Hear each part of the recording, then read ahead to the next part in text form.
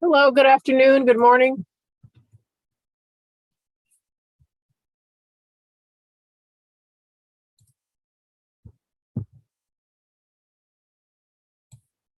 Can you make me co-host, Donna? Yeah. I just realized gotta get my phone ready here. Hi, Anne. How you doing today? I'm good, thanks.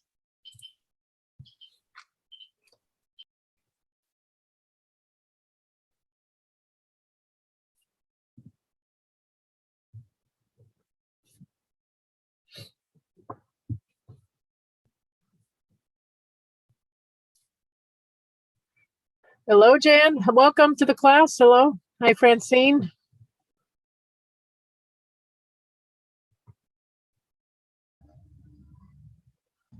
Hi, Donna. Hi, welcome. Thank Hi, it's Saroj? Oh, I'm now like killing your name. Hello. Hi, How do you say your name? Saroj Bala. Oh, Saroj. Okay, Saroj. Oh, yeah. I got kind of close. All right. All righty. I guess we could get going. I don't hear any more people coming in. So welcome everyone to Get Set Up. It's great to see everyone this morning or afternoon, wherever you are, or evening. What time is it where you are, Saroj? Are you? Hello. Hi. Hi. Where are you calling in from? Sorry. Oh, that's okay. All right. Oh, but before we get started, I want to ask, what type of Android phones do you guys have here today? I have a Google Pixel 3. Oh, good. Google Pixel. And I have a LG K31. okay, LG. I've got a Samsung and I'm trying to find the exact S10e. Wow, we have it's funny because we don't have too many people in the class, but we've got the whole group here. Because I have a Motorola. So we've got Google, Samsung, Motorola, and LG. I have Samsung. And you have a Samsung, two Samsung. So we really have quite a little mix here today. So I want to welcome all of you to Get Set Up. We're seniors teaching seniors about technology. We also have social hours. Today's class, this is the Android smartphone tips and tricks class, advanced tips and tricks. My name is Donna. I'm your guide for today. I was in the IT industry for over 30 years, and I enjoy helping people get over their fears of technology. Now, this session is being recorded. If you wish to get a copy of the recording, you can do so by emailing help@getsetup.io. And if you are joining us by live stream, welcome. But, come on in and register and let us get to know you a little bit on the site here. We'd love to get to know you. Get Set Up. We're not paid to promote any of the products. We're going to be talking about Samsungs and all that stuff. We don't get any payback for promoting any of these phones. And Francine, did you have a question? Yes, Donna, I took your class on Android smartphones. Maybe it was on Monday. I'm very new to my smartphone, and the class was sensational. It was very helpful. Oh, good. So I sent an email to help at your suggestion, and I listened to the recording. When they responded, they sent me an email and I had two options. There was a link, and then there was a choice to download. Can you tell? I used the link because I'm cautious about downloading. Right, but yeah. Will that link expire? I mean, what's the difference? Yes, it will expire at a certain point, probably. And then if I download it, it can stay right permanently on my computer? Yep. Oh, I see. Okay, thank you. Well, I'm glad the class helped you out. Yes. So today's agenda, we're going to talk a little bit about how to check data and battery usage on our phones, backing up your photos, and saving and finding files. So a little bit of different ones. We just mentioned, we have already asked people what type of phones they have. We have a mixture today. So let's start with the first tip, and that's using the Play Store online. You know, on our phones, we have the Google Play Store, which is this little icon. Let me pull my phone up on the right side. I have a Motorola G6. It's this icon that says Play Store. It's a blue pyramid. It's a 3D type image.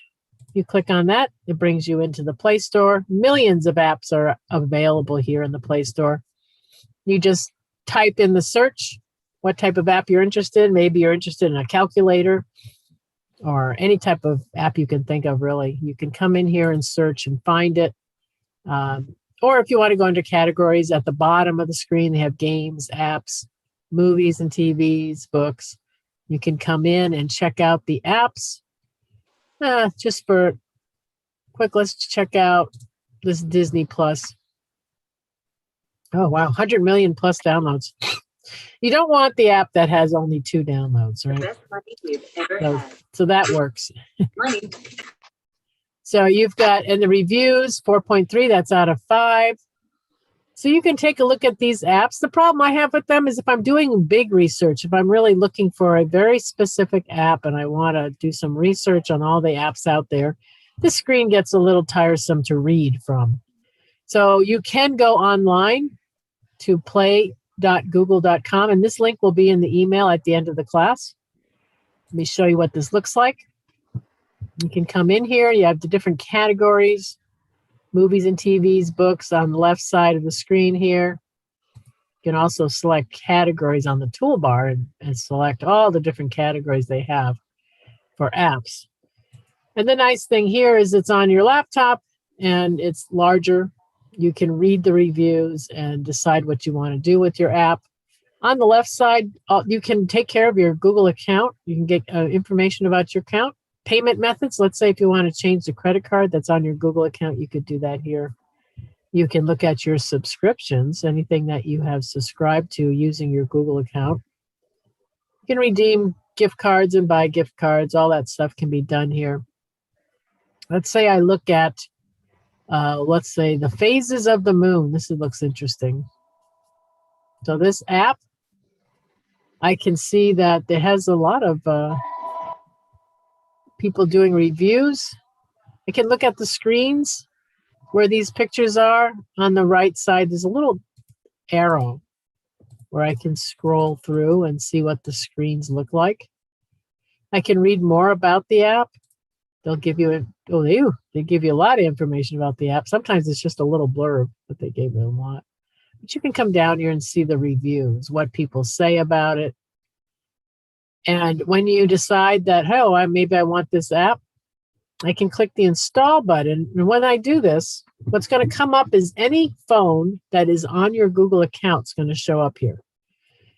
On the right side of this box, they have little up and down arrows. So if you have more than one phone on the account, it's going to show up here. What I can do is here's my Motorola G6. I can click on this, hit continue. And what it's going to do is it's going to install on my phone. So I'm on my laptop looking at this, and I can just send it right to my phone if I want to install it. So that's just a little tip there. If you're like me, my glasses, they don't work for the small type. Sometimes it's nicer for me just to be behind my laptop to do the heavy duty reading. All right. Any questions anyone has so far? All right, let's talk about checking and controlling data usage on our phones.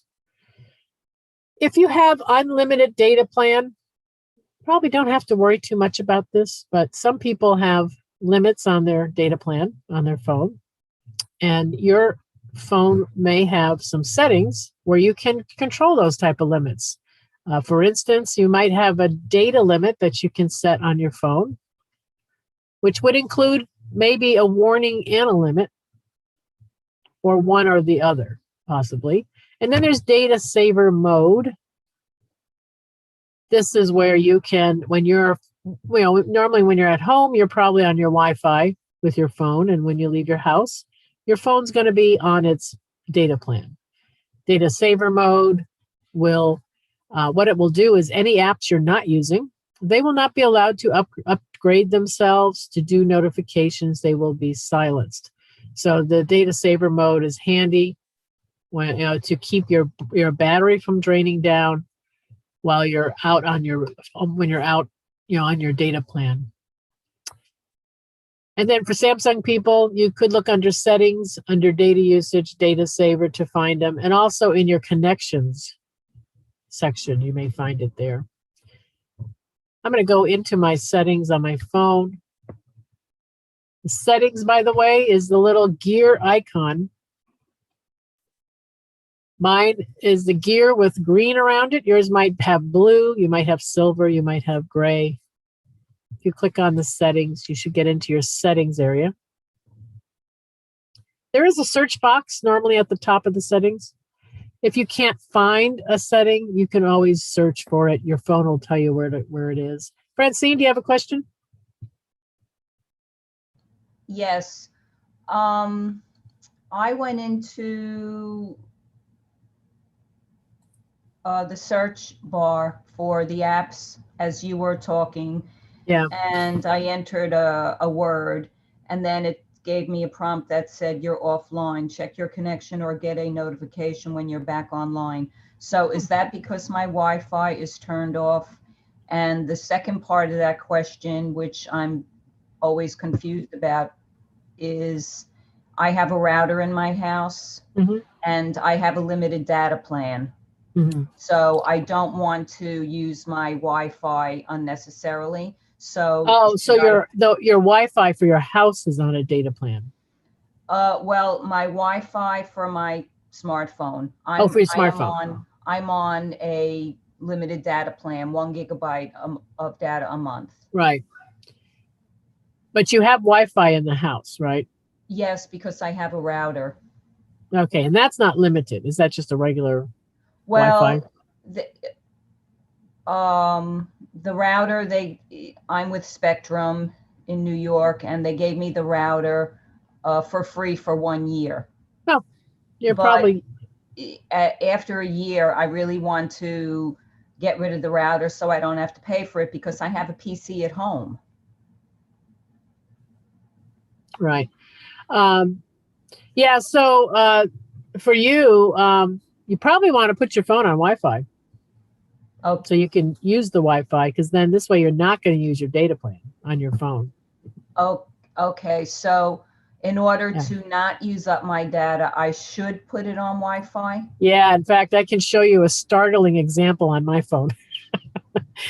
So let me go into, I'm going to go into network and internet on my phone, and I'm going to go look for my data usage section. And under data usage, I've got my data saver. Now, some of our phones, I know the Samsungs do this. They'll tell you how to set it. They'll have recommended settings, and it's a good idea to follow the recommended, whatever your phone says it wants you to set. So here I am in my data usage. You notice I have 8 days left before I get billed again. And I'm only using 101 megabytes used. That's in almost an entire month. But look at my Wi-Fi. Let me pull my Wi-Fi up. Over 11 gigabytes I have used this month. But it's on my Wi-Fi, not my data. I have a limited data plan also on my phone. I think my limit is, I think it's 5 gigs. So boy, would I be getting charged. I've already done double. So that's why you want to be, if your Wi-Fi is works well at home, you don't have any limits on it, or it doesn't slow your phone down. I used to have really bad Wi-Fi. It was slow. And when I would attach my phone to it, my phone would just come to a screeching halt. So I couldn't use my Wi-Fi before, but I updated it about 3 years ago.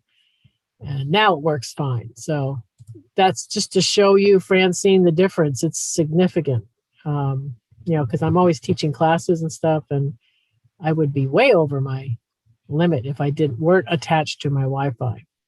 Okay, so just keep it on all the time then. Yeah. Yes, Yeah. Okay. Because then your phone won't use, like you see on my phone is hardly using any data. Because heck, don't leave my house that much anymore. We're at home all the time. So when we're looking at the data saver, again, your phone will give you some suggestions on whether or not to have this on. And again, it's when you leave your house, apps that you're not using, they're not going to be able to do updates and notifications and do anything that's going to burn a lot of your data, especially updates. Oh my God, if they're doing updates while you're out and about, that could use a lot of data. And then the other setting we're talking about is a limit. On my phone, I have data warning and limit. When I come into here, I've got two choices here. The first one's a warning. When I click on this, set data warning, I have it set for 2 gigs. So what it's going to do is if I decide to start binge watching Netflix or something, and I'm not in my house, maybe I'm sitting in a line somewhere. When I hit 2 gigs, I'm going to get a little ping, a little notification is going to pop up on my phone, and it's going to say you've reached your data limit, your data warning limit. That's all it is. It's just going to be a warning. Nothing's going to happen. It's just going to let me know that you have, you're getting close to your limit. The other setting that I have is a limit. See, the first one's a warning, the next one's a limit. And I encourage you to take a look at your phone and see what your phone does in this area. Because we have everyone has a different manufacturer, so they may have some different settings. So on mine here, if I'm going to set my limit, now it says, your phone will turn off mobile data once it reaches the limit you set. So that's a little more drastic. So, but if you're the kind of person that is getting billed extra every month because you're going to keep going over your plan, although you should probably call them and update it, you might want to do this setting. I don't have it set on my phone because for me, a warning is enough. Once I get the warning, then I know that, I think my warning is set for 2 gigs. I think my limit on my plan is 5 gigs or something like that. But once I hit 2 gigs, then I know that I better slow down. Slow down if I'm going to start binging. I have a question. Uh-huh. How do you get to those pages that you're looking at? I mean, I found data usage and I found data saver. Uh-huh. But looking at those other things, I don't have any of those on there. Yeah, you might not. What type of phone do you have? The Google Pixel. Yeah. Let's see. What we could do real quick, and this is what I usually do when I'm just curious. So I'm going to type in. I just opened up Google. I'm going to type in Google Pixel just to see if you have a data limit or warning. I put in Google Pixel data limit warning. Let's just see what comes up. Setting.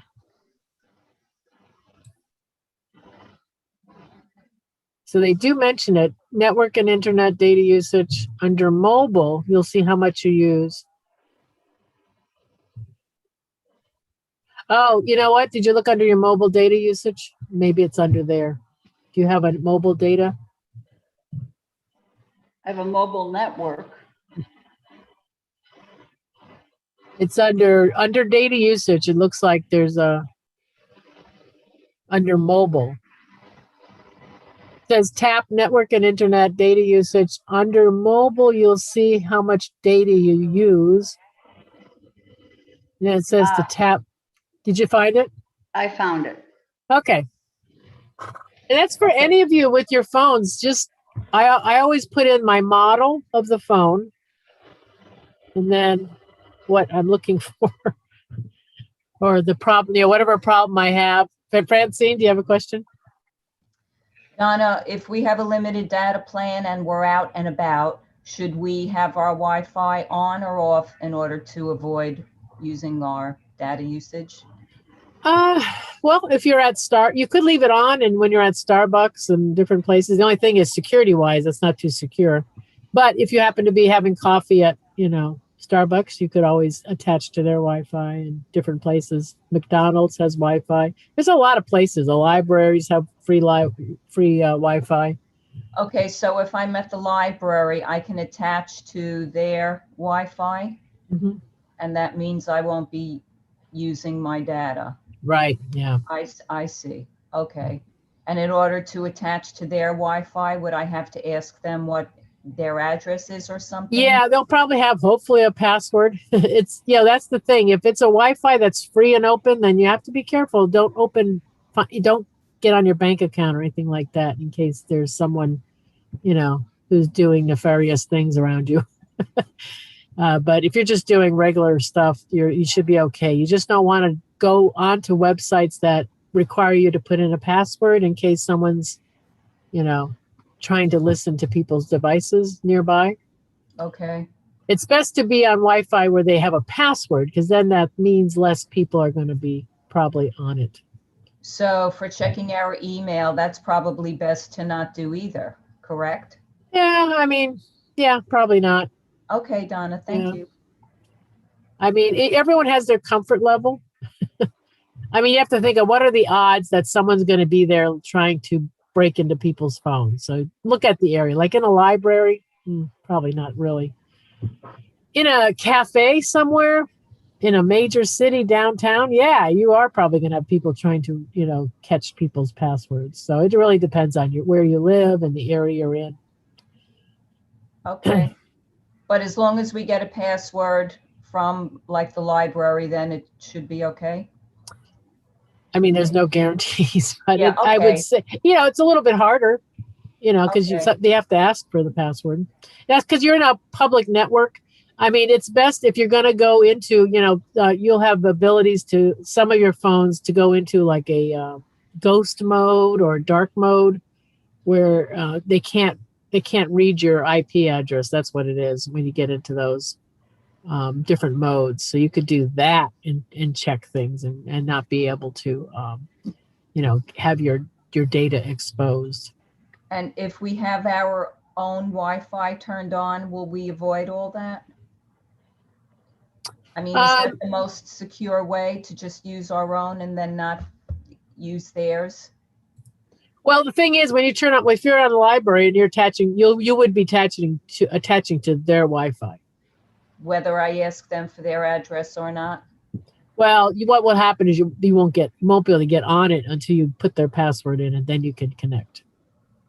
Oh, so I would have to Yeah. get their address and password anyway. Yeah, you would have to anyways. Okay, thank you. Any other questions about the data saver modes and warnings and limits and again, I know Samsungs do this. They usually tell you this phone should be set at, and they'll say something. All right, well, let's move on. Let's talk about battery saver. Under settings again, under battery, Samsung people, you can go to your quick panel to power mode. Some of the models will go that way. So there's battery saver, and then there's adaptive battery. Some of our phones have adaptive battery. It's becoming more and more common. And that is a setting where when you're out and about, when you're off your charger, your phone's going to adapt to you. It's going to learn about what apps do you use when you're on battery, when you leave your house, when you're just moving around. And then the apps that you never open up, those apps will not be allowed to do updates or notifications. So it's adaptive battery is the kind of thing that since it is adapting to you, it gets better as time goes on. As it learns about all the apps that you use when you're on battery, it will be able to know which apps are the ones that they have to, restrict them in some way. And on our newer phones, you might find that you have adaptive battery already turned on, because I think a lot of the newer phones have it on already. Another setting is battery saver. Let me bring my phone up to show you this. I'm going to go into my settings under battery. Battery saver is where you set a percentage. If you have an older phone, you already know if you have a problem with your battery. If you go out to spend a day out and your battery's dying at 2:30 in the afternoon, which is really annoying, doesn't make it the whole day, then you may want to set the battery saver. And what that does is when your battery gets down to, like mine's set for 30%, when it gets down to 30%, the phone's going to go into a battery saver mode where it's going to stop apps from doing updates, any type of notifications, just starts kind of stopping anything that's going to drain the battery on your phone. Now, some phones are very restrictive when you get into battery saver. So that's another thing too. Some phones, I know my phone, I don't really notice the difference. It doesn't, I can still pull up websites, but there are some manufacturers where they can be rather restrictive on battery saver, and you might not be able to see images and stuff like that. You'll still be able to read the text, but the images might not load on the internet. So you'll have to test that with your phone to see. With our phones, we have lithium batteries right now on the most newer phones. And what that means is there's a sweet spot. You want to keep your battery charged from the 30% up to 90, whatever, up to 100, shall we say. You don't want to go below 30% because what's going to happen is your battery life is going to get reduced. You don't want to drain your battery down to 0 all the time. That's going to make the life of your battery a lot less. So you do want to keep in that 30% to 100. You do not want to leave your phone on the charger all the time. Once it hits, the lithium batteries are smart enough to know that when you get to 100% to stop charging. They're not like the old lithium batteries, the ones that would just catch on fire and everything. They're not like that anymore. They know when you hit 100% to stop charging. But the problem with that is they stop charging. And then when your battery goes to say 99%, then it charges it back up to 100. So it just keeps going down, up, down, up, down, up, which is going to put stress on the battery too. So once your phone is charged, take it off the charger and let it go. Now, my phone stays charged. I don't even hit that 30%. I think it takes a couple days or so for me to hit that. So your phone the best. Keep it in that range. If I see my phone at 50%, I'll put it on the charger to, it does fast charging, so it doesn't take long. I just bring it back up and then I unplug it and then we're good. So you definitely want to not drain it all the way down. It's not like the old days with those nickel, the cadmium batteries. So that's something to be aware of with your phones. Any questions about that, anyone? Donna? All right. Are you suggesting that if our phone is charged at 90%, we shouldn't recharge it? We should let it fall to a certain percentage? Yeah, I mean, it's up to you. You could charge it, if it's at 90 and let's say you want to make sure you're going to head out the door, you could charge it to 100 and then walk out with it. Okay, but in order to lengthen the battery life, because if my phone is at 90% and I'm going to be home all day and I then don't... just let it go. Yeah. Okay. Let it go a little bit, but don't let it go like below 30. Keep it. So is 50% a good guideline? Yeah, I would say 50 is probably good. I know when I see it at about 50, I'll just charge it and let it Okay, go because back I've up. been charging it at 90%, so now I see I don't need to do Yeah, that. you right? can let it go. You don't want it to go down to 20%, 10%, because now what happens is these batteries have a charge life of about 500 charges. And once you dip down into that 20%, 10% or lower, that's going to count as a charge. If you're charging it before that point, before the 30%, then you're not going to get that charge. It's like a free charge. It's not going to count as one of those 500. Okay, because when I put my charger into my phone, it'll bring a circle up and it'll say, 95%, 97%, and then it'll start charging. But it does not tell me when it gets to the 100%. And with my model, I'm supposed to have the power off when it's charging. Oh, so you have to wait for it. Well, I have to guess that, when I unplug it, I can see it's 100%, but. What type of phone do you have? Oh, you have the, LG K31. you have to have it shut off to charge? Wow. It says don't keep it on and use it when you're charging it. Mm. Okay. All righty. Let's talk about backing up our photos. We have a great Google Photos class, by the way. If you're interested in learning more about Google Photos, I encourage you to take it. We've had people come from that class and they realize they have to turn on the backup and sync on their phones to have it work. Now, Samsung people, you may just be using your gallery, which is Samsung Photos, and you're going to be going to your Microsoft OneNote cloud. That's where you would be backing up to. So if you have a Samsung and you don't have Google Photos on your phone, that's okay. You don't have to install it. You can just let that go. You might want to double check with your gallery to make sure it's syncing with your Samsung. So for people who have Google Photos, the Google Photos app, it's this white app. I have it down towards the lower right-hand corner of my phone.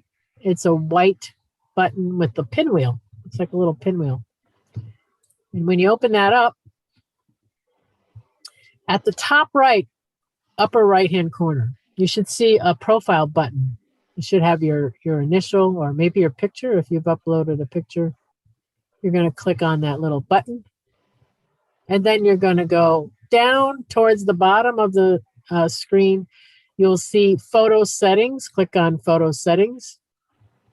And then at the top, there's a backup and sync. Click on backup and sync.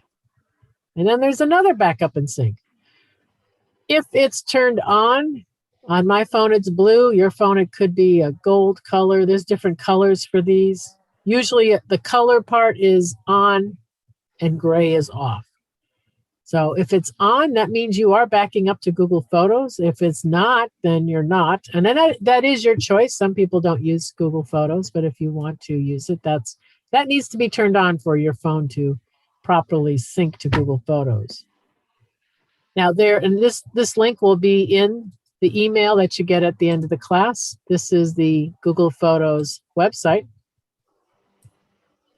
where you can see your photos that are being synced. You can share out photos to your loved ones. You can create albums and share those out. Different trips you're on or different events going on, you can create a different album for that.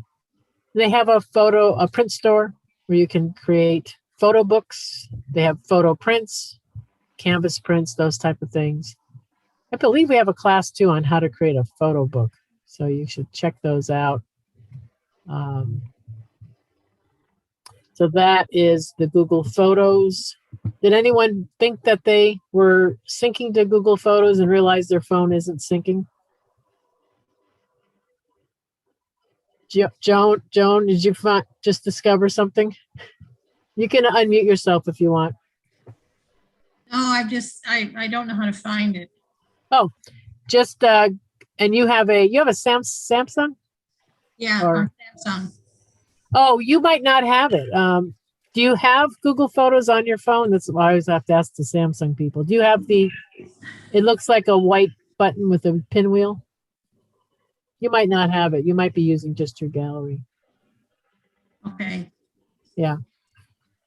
I'll have to take the Google photo class. Yeah, you could take it and decide. I mean, you can use more. You can use more than one. Some people like to have things backed up in multiple places. So they'll, Right. Yeah. Yeah. You can be using the Samsung and have that go. And then you can also have Google and you can use their storage. So, Okay. yeah, you can. And you may end up liking Google Photos too. Who knows? You can see what the difference is too between them. Mhm. Sometimes people have a preference. So you can always get that check that out. Okay, thank you. All right. Question? Uh-huh. My backup and sync says upload photos and videos from this device to your Google account, and that's on. So that means that happens automatically? It's on. Yeah. If it's on, then it's, you should be able to go to that website and see the photos up there. Okay, so, and the website is the Google Photos one that we're looking at in your Right. background? Yeah. That's the Google Photos. So you'll be able to see, you click on photos and you can see all the photos that have been uploaded. Okay, So you'll see them all there. And then you can, they give you choices Donna? on, Yep. Donna? Yep. This is Ann. Do you suggest doing the free up device storage? that's, and I was just going to mention that too. It was- yeah. Google Photos, what they will do is they'll sync your photos. They'll also give you that option of taking it off your phone. So, and that's your comfort level. Do you feel comfortable with your photos going to the cloud and you have no other copy of them? Or you could always put them on a thumb drive, or if you have an external drive, you could copy them to your laptop or something like that. Make an extra copy if you want to. It's your comfort level with that. I know for myself, I always make copies on external drives. Okay. And I sync to the cloud. So I have multiple copies. So if something happens, you don't lose your photos. So that would be up to you what you Okay. want to do. Because I know I'm always taking the photos off my phone. They get synced to Google Photos, but at a certain point, my phone fills up and I have to remove off the Yeah. phone. But I do it myself instead of having Google do it. So this way I kind of know, what I've taken off. But that's, it's up to you what you want to do on that one. And I would encourage you to take that Google Photos class to learn more about that, more about it. Yeah, I will. Thank you. And Francine, do you have a question? Yes, Donna, you suggested that I should keep my Wi-Fi turned on. Should I also keep my mobile data turned on? That's up to you. If you're at home, your phone will be using the Wi-Fi. The mobile data, you should have it on because you won't be able to get your phone calls. Oh, okay. The mobile data takes care of your voice, the Yeah, voice texting, and then the Wi-Fi takes care of you being on Facebook, you're Data. on the browser, that type of stuff. You're streaming from Netflix. All that stuff happens on the Wi-Fi. so That's the data stuff. okay, so keep mobile data turned on all the time. Yes, because then you're still going to get your text and you'll still get your emails. Thank you. I mean, not emails. Sorry, your phone calls and your text. Yeah, thank you. All right. Any other questions anyone has? All right, we're going to do a little exercise here. This is the first part is going to be in Google Photos. If you don't have Google Photos, that's okay. You could figure out how to do it in your Samsung Gallery, though, if you want to. And then the second part will be on a web page. But what we're going to do is we're going to create a couple files. They'll get you into some different areas of your phone that maybe you have not been in. And then we're going to find those files. So that's the other part of the exercise. Because some of you may have wondered when you download files, sometimes you wonder where they end up on your phone because they seem to go to Never Never Land, don't they? You do the download and then if the file does not, open up automatically on its own, then it just gets saved on your phone. So let's, the first one, I'm going to do this in Google Photos. You're going to open up Google Photos. And there's a three dot menu. First thing you're going to do is open an image. Let's pretend you took a picture of a document. Maybe you were at a tax. Maybe you're doing your taxes or you're at the lawyer and there's something comes up and you want to take a picture of it and you want to save this as a PDF. So I'm going to open up my Google Photos. I'm just going to open up one of these flower pictures. It could be anything. Again, this could be a text file. Whoops, sorry about that. Text file. And in the upper right-hand corner, you should see 3 dots. How Click on about the if I 3 dots. have it in the lower right-hand corner? Is that Oh, the yeah, same? then go there, yeah. Yeah, this might, yeah, it might be in different, positions depending on your phone. So you go to the 3 dots and you're going to select print. Now on my phone, this menu below the picture slides to the left. It doesn't tell you, but it does. If you slide this like I'm doing right now to the left, there's print. So if you can't find something on your screen, realize that sometimes things will slide back and forth. So I'm going to click on print. And we're in our print manager of our phones. If you go to the upper right-hand corner of the screen, you'll see a little white down arrow. And you'll see save as PDF. There's also all printers. You could connect to a printer. If you had a printer, you can print from your phone, just like you could from a laptop or anything like that. We're going to click on Save as PDF.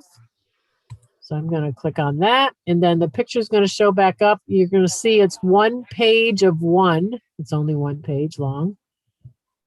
There's a little globe or a ball that says PDF in the middle that should show up in possibly your upper right-hand corner of your screen. Might be blue, it might be gold. Depends on, again, the phone. But it'll say PDF in the middle. So I'm going to click on that. And now I should have a save button. Might be at the top, could be at the bottom of the screen. Next to the save button, you're going to have a line where you can put the title. So I'm just going to call this Nice Flowers. And then I'll hit the save button. You're going to see it save for a second, and then it's going to go away. We'll find it in a second. We'll take a look. We'll go on a search mission. Anyone have any questions about that? Again, this is Google Photos. If you have Samsung and you don't have Google Photos, you could try figuring it out in your gallery. You could try it. Yeah, by the way, at the end of this class, you will get all these instructions. I have basically copied my slides right into the email. So you will see all the step-by-step, so you can try this out.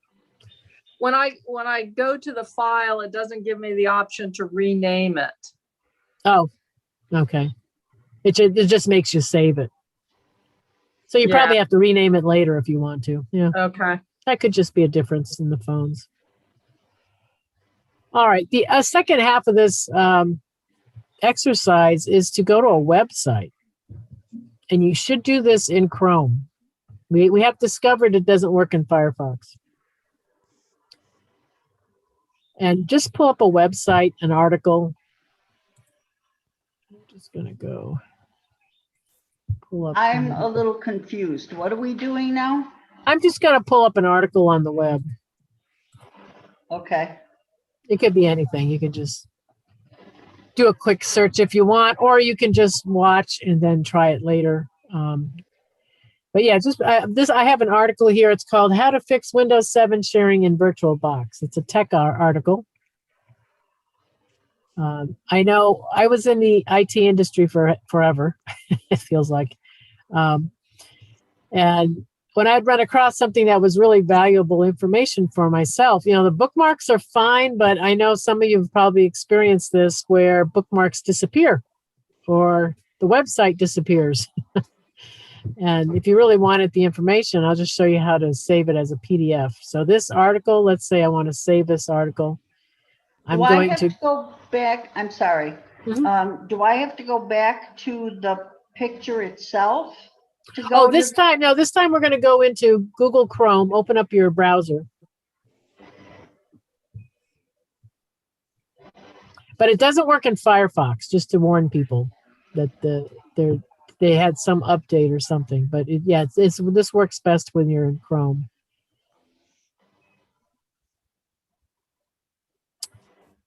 And once you have your website up,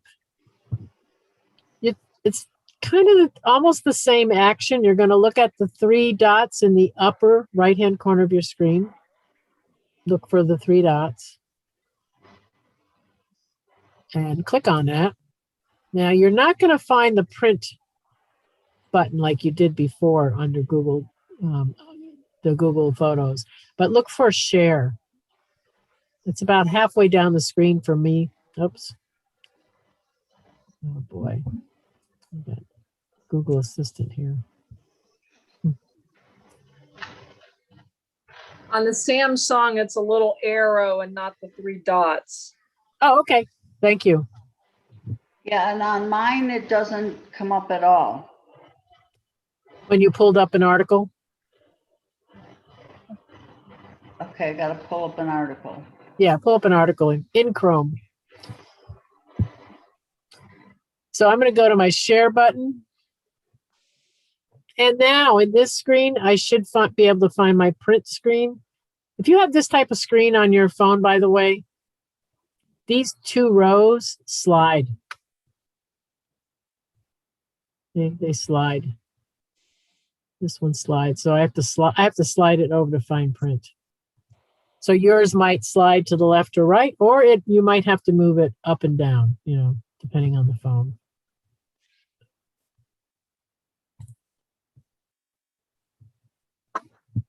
And once you click on that print, now we're back to the same place we were before.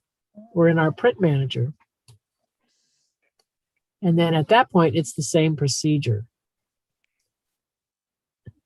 Where you're going to go to the upper right-hand corner of the screen, click on that little white down arrow, and then select Save as PDF.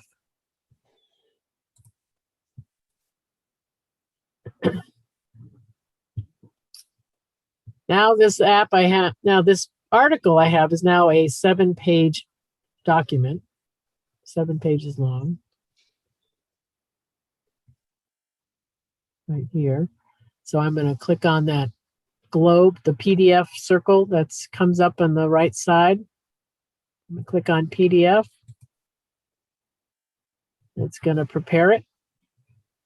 And the title is right next to the save button. I wouldn't change it because it's going to be the correct title for the document. And then at this point, I can click save.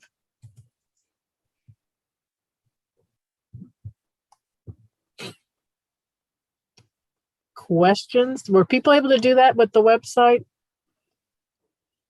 Yeah. So, yeah, I know some people, if you're using Firefox, I think it doesn't quite work as well.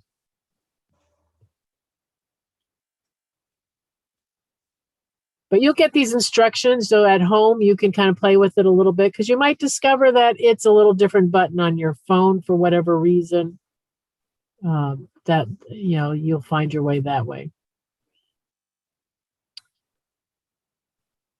All right, so the question is now, where are these files, right? Where do they go? And this happens to me all the time too. You hit a download button for something and then where'd it go? Now, our phones really are tiny computers. They definitely are. And we have file managers, just like you have the file managers if you have a Macintosh or Mac PC, or if you have a Windows PC, you've got your Explorer, your Find Files, that type of thing. Our phones have the same thing. So you'll have to look in your app drawer or swipe up from the bottom of your phone to see the apps that are on your phone. And you're going to look for My Files, Files, or File Manager. Those are the 3 different ones in the Android world. So when you look at your, I'm going to bring my phone back up as an example. I'm going to swipe up from the bottom of my screen, and this is my app folder. I've got a lot of apps. So I'm going to look under F and I can search up here too if I want to. I can just click on the search bar and just click and type in file, and it should show up. If I do that, I'll just type in file.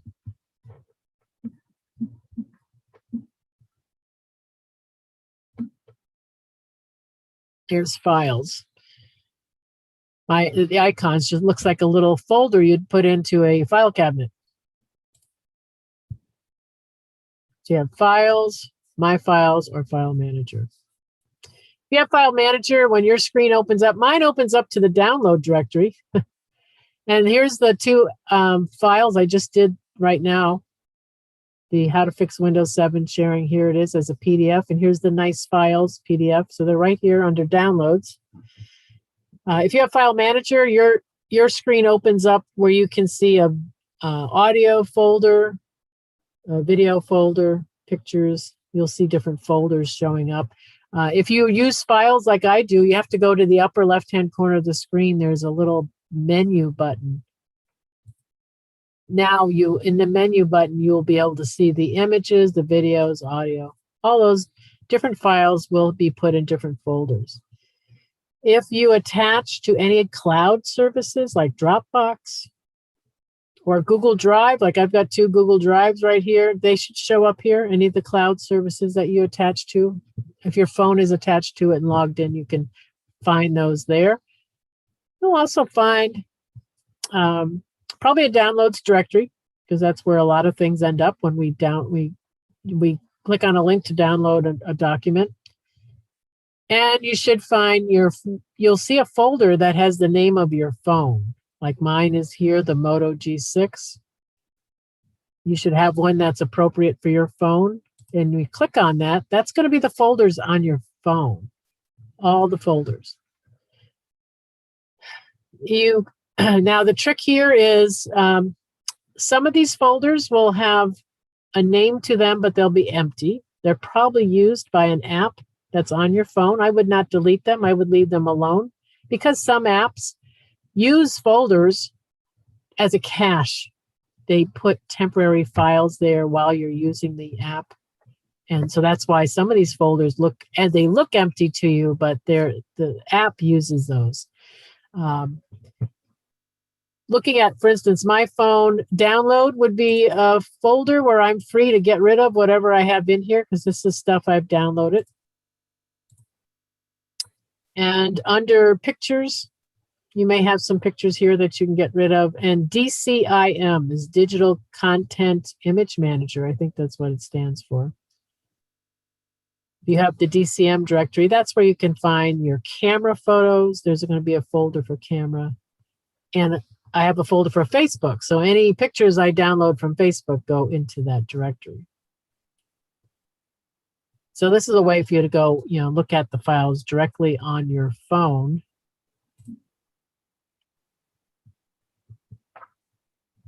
Anyone have any questions?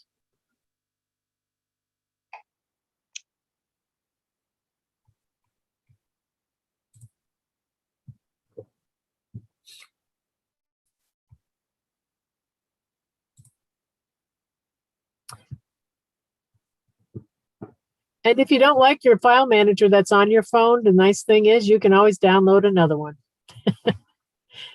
Some people, if you're using your phone almost as your computer, I mean, some people create documents and store them on their phone and everything. And if you find that the file manager you have is terrible for take care of file management, you can always go to Google Play. I'm going to open up Google Play Store. And if I go in here and just type in, there's file managers or file manager for Android. Oh, I saw a file manager for Samsung too. People have different searches. Here you can find all different types of file managers. You could go in and take a look at some of these, and maybe the way their screens look, or the way they are, like this one here. Look, this one's completely got a different look to it. You could come in here, read the reviews, and find something. I do know we had one user in here. She loves Astro File Manager. I have not tried it myself, but she just really likes this one. So, I mean, this is just, if you're doing a lot of documents, creating documents and storing them on your phone, that there are alternatives out there. if you don't like the way your phone is doing it. Sometimes, sometimes it's not logical. Everyone has their own way of filing things and doing that organizational type stuff. And sometimes it's, you and your phone may not be, you and your file manager, I should say, it may not be a good match. So you can always fix that.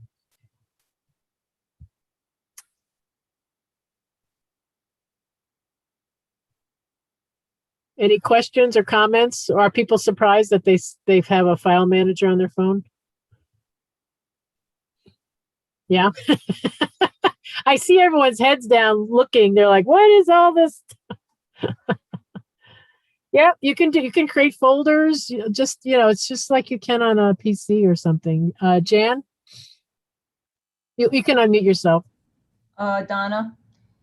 Yes. I noticed on my smartphone that when I went into the search bar for the Google search engine, it brought up a history of my prior surfing, and all of that searching was done on my PC home computer.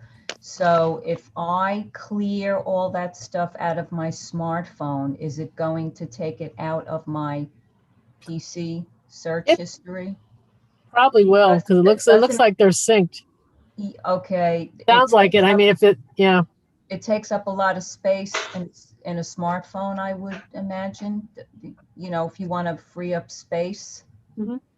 Yeah, you could clear them. Okay. Yeah. And if I do that, then. But if you're worried about your bookmarks or anything like that, you're just doing the history, right? Well, I'm not versed enough to know what I'm going to do. Yeah, I would say, probably think of maybe see what you have on the PC. I don't think those files take up that much space. Okay. Unless your phone is telling you that, if your phone is telling you how much it is and it's a lot.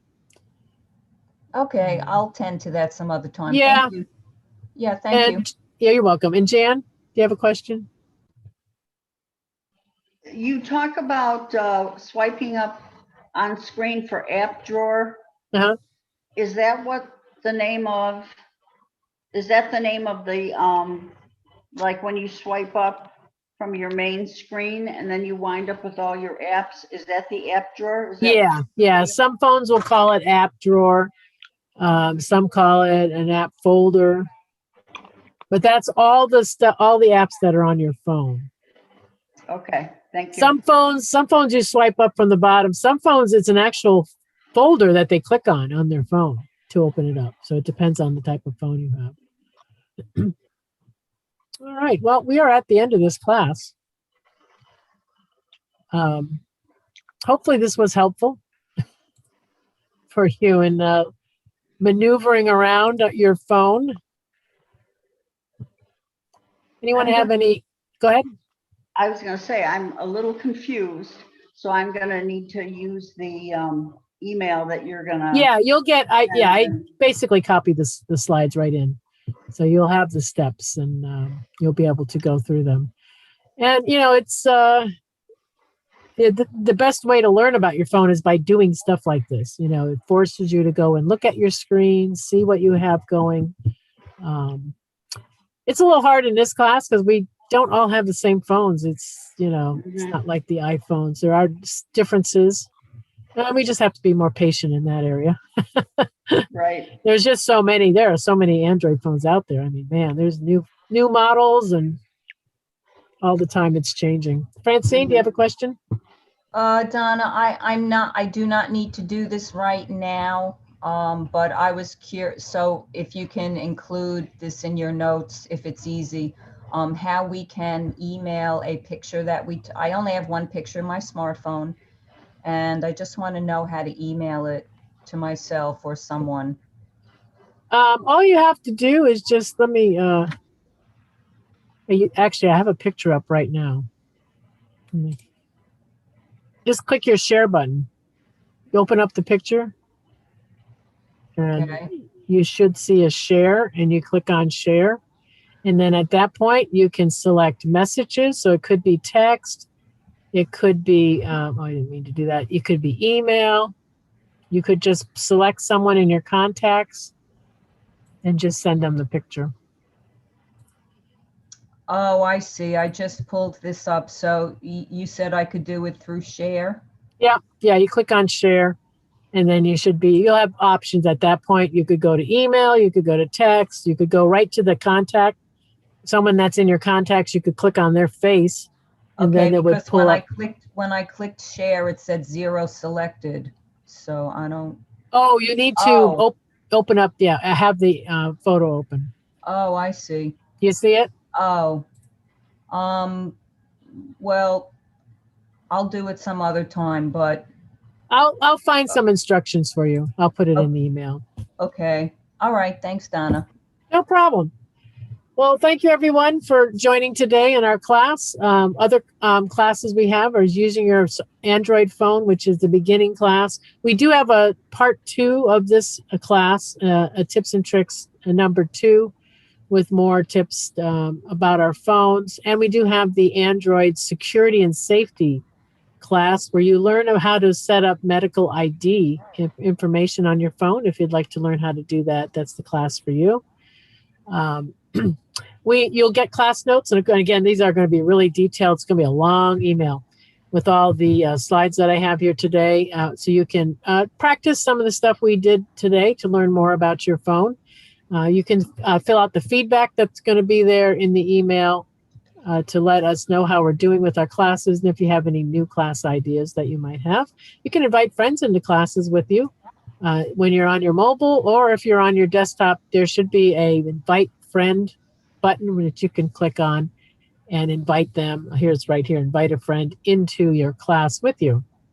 And the help@getsetup.io email is very handy for not just support. If you want to host an interest group, if you love music, art, gardening, whatever it is, if you think you'd like to get more involved in the community here at Get Set Up and get to meet more people, you can just host an interest group and we can help you get set up with that. If you want any new type of classes, let us if you have an idea, let us know about that. If you have an organization that could use our services, give us the name of if you know a contact, you can send that to us and we will contact them. And you can always request the session recordings at help@getsetup.io. So everyone, thank you for being here today. Enjoy the rest of your day and we'll see you guys next time. Okay. Take care, Thank you so everyone. much. Thank you Bye-bye. very You're welcome. much. Bye-bye.